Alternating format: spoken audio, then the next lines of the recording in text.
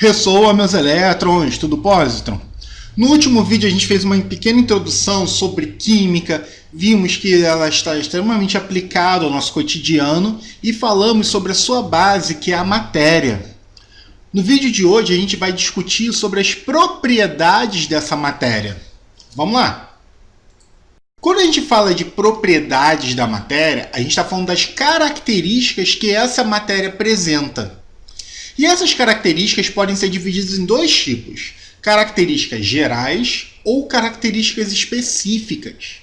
Qual é a diferença, Eric? As propriedades gerais da matéria são características que toda e qualquer matéria vai apresentar independente do seu estado físico, ou seja, se ele é sólido, líquido ou gasoso. Toda matéria apresenta esse tipo de propriedade. Primeira propriedade: massa. O que é massa, Eric? É quantidade de matéria. Então, se você por acaso for passear, por exemplo, no calçadão do seu bairro e você olha uma balança, o que você vai fazer? Você fala assim: segura a minha bolsa que eu vou me massar. Como assim, Eric?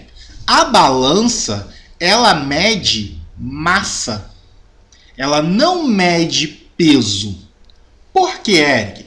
Porque peso é uma força e massa é quantidade de matéria. Então, aquela balança está falando quanto de matéria você tem.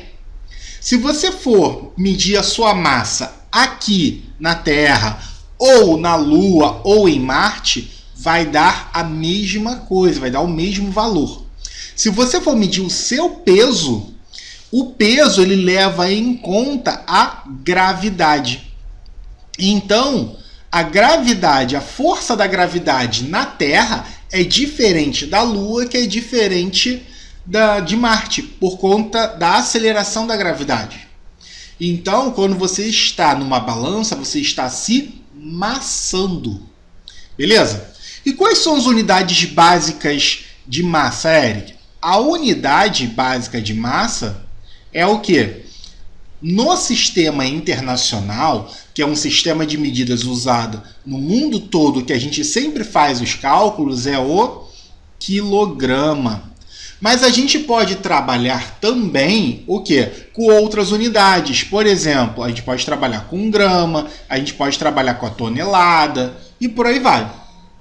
Quando a gente fala de massa, quanto maior for um objeto, maior vai ser a sua massa. Então aqui eu tenho dois elefantes. Se eu pegar um elefante pequeno e botar numa balança, vai me dar uma certa massa. Se eu pegar um outro elefante maior e botar na balança, vai me dar uma massa maior. Por quê? Porque o elefante maior tem mais quantidade de matéria. Beleza, galera? Inércia. O que é inércia? Por definição, inércia é a tendência de um objeto, de uma matéria, de manter o seu movimento. Bom, vocês vão aprender uma definição um pouquinho diferente quando forem lá para a física, que é a parte de leis de Newton e tudo mais. Só que aqui, para a gente, nesse momento, basta que a inércia seja a tendência de manter um movimento. Como assim? Vamos imaginar que você esteja num ônibus, no meio do ônibus, e ele está em movimento. Se por acaso o motorista frear, o que acontece? Você é jogado para beijar o para-brisa do ônibus. Vai sentar lá na frente. Aí você pega a sua dignidade e faz o quê? E volta para o meio do ônibus. Tá? Você pega a sua dignidade e volta lá para o meio do ônibus. O que vai acontecer depois?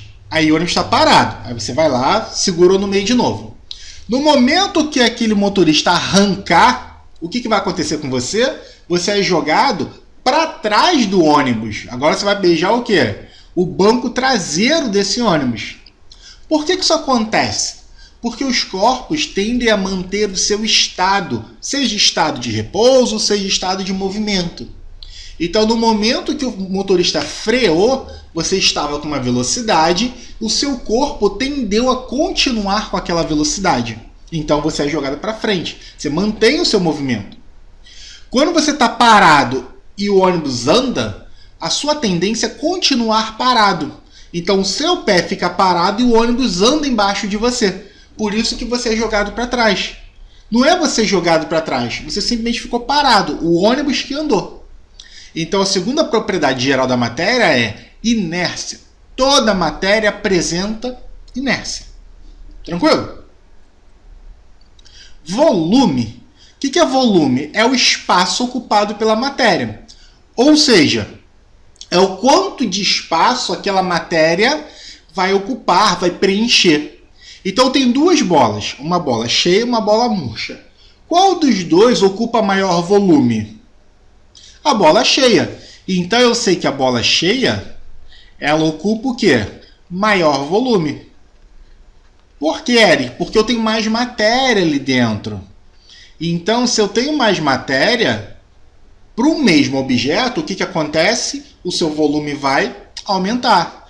Já uma bola murcha, o que acontece? Eu tenho uma matéria, eu tenho menor quantidade de matéria. Logo, eu tenho um menor volume. Toda matéria vai apresentar volume. Então, lembra, qual é a definição de matéria? Tudo aquilo que tem massa e ocupa lugar no espaço. Então, o lugar que ele ocupa é chamado de volume. Tranquilo? Quarta propriedade, compressibilidade. O que é isso?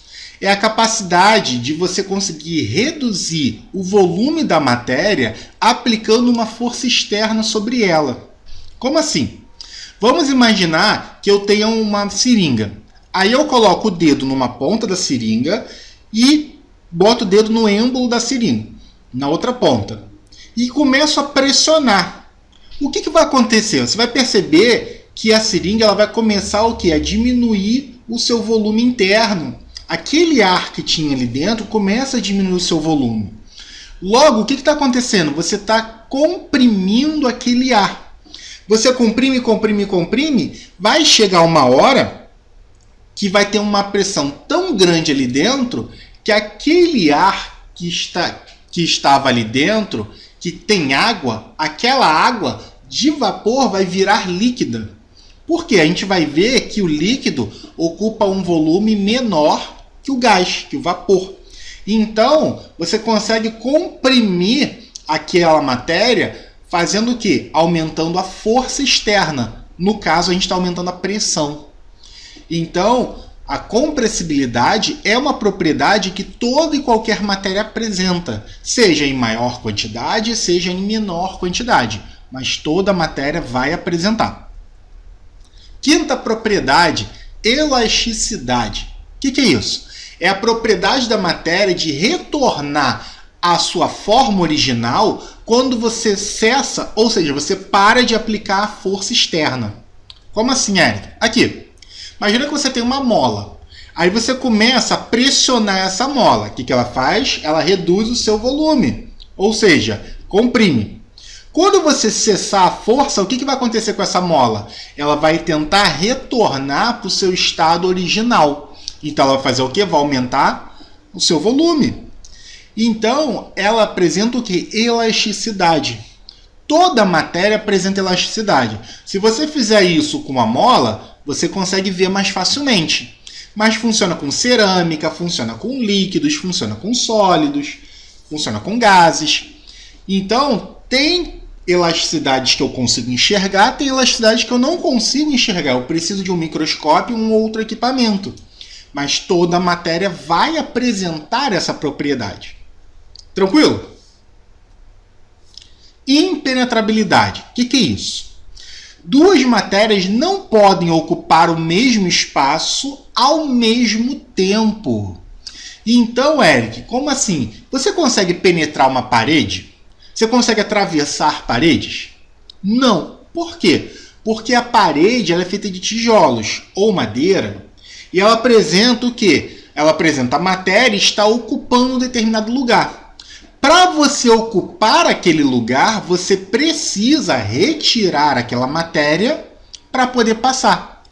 Aqui, mesma figura que a gente viu ainda agora. O que está acontecendo? O ar está ocupando o lugar ali, certo? Se eu quiser fechar esse êmbolo, eu não vou conseguir chegar na totalidade ali. Por mais que eu comprima, aquele ar ocupa um espaço. E eu só vou conseguir fechar se eu retirar esse ar dali. Então aquele ar, ele tem o que? Ocupa um volume. E esse ângulo não vai conseguir ocupar esse volume enquanto tiver ar, por mais que eu comprima. Pensa, por exemplo, naquele princípio de Arquimedes. O que aconteceu? O Arquimedes, para descobrir o volume da coroa do rei, ele fez o quê? Ele fez diversos experimentos. Quando ele caiu na banheira, o que aconteceu com a água? Ela transbordou. Por que a água transbordou? A água ocupava um volume ali. No momento que o Arquimedes entrou na banheira, ele começou a ocupar parte do volume da banheira. Então, o excedente que a banheira conseguia suportar, transbordava. Então, aquele volume que saiu é o mesmo volume do Arquimedes. Então, o princípio da impenetrabilidade ele é extremamente importante porque a gente não consegue ocupar o mesmo espaço. A menos que você esteja voltando às 5 horas da tarde do centro da cidade no ônibus lotado, né? Aí você consegue entrar na próxima pessoa. Mas tudo bem. Sétima propriedade, divisibilidade. O que é divisibilidade? É a capacidade que a matéria possui de ser dividida sem modificar sua composição. Como assim, Eric? Não entendi. Vamos imaginar que você tem uma rocha aqui, tá? Você tem uma pedra. Geólogos não gostam dessa palavra. Mas uma rocha. Você tem uma rocha grande. Na parte de mineração, lá nos estudos da mineração, a gente precisa, muitas vezes, produzir britas. E como é que você produz brita? Você pega a rocha e moe essa rocha. Quando você diminuir essa rocha, o que você vai ter? Você vai ter brita. As características químicas da rocha vão ser exatamente as mesmas características químicas da brita. Vai ter a mesma composição química, o mesmo tipo de molécula, as mesmas propriedades físicas e químicas. Então, a gente está fazendo o quê? Só está dividindo, você está diminuindo o tamanho. Toda matéria ela tem capacidade de reduzir o seu tamanho, mantendo as propriedades. Beleza? Galera, então na aula de hoje a gente viu o quê? Propriedades gerais da matéria. Vimos que existem diversas propriedades que toda matéria vai apresentar. Na próxima aula a gente vai ver as propriedades específicas da matéria. Muito obrigado, até a próxima. Beijos no elétron!